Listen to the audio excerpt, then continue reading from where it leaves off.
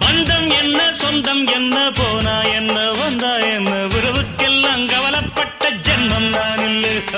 பாசம் வைக்க நேசம் வைக்க தோழன் உண்டு வாழ வைக்க அவனைத் தவிர உறவுக்காரன் யாரும் இங்கில்லே.